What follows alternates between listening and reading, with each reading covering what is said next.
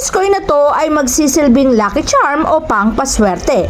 Maaari mo tong isabit sa main door upang maiwasan ang pagpasok ng mga negatibong enerhiya sa loob ng tahanan.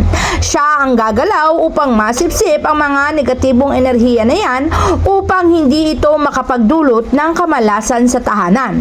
Kapag may nakasabit kang Chinese coin sa harapan ng iyong bahay, maiiwasan mo ang pagkakasakit, maiiwasan ang kamalasan, maiiwasan ang mahinang daloy ng positibong enerhiya.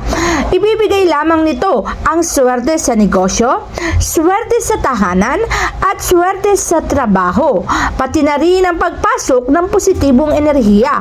Kaya naman napakainam na may nakasabit kang Chinese coin sa harapan ng iyong bahay upang ang siksik-liglig at nag-uumapaw na blessing ang mapa sa iyong tahanan at matanggal ang lahat ng negatibong enerhiya.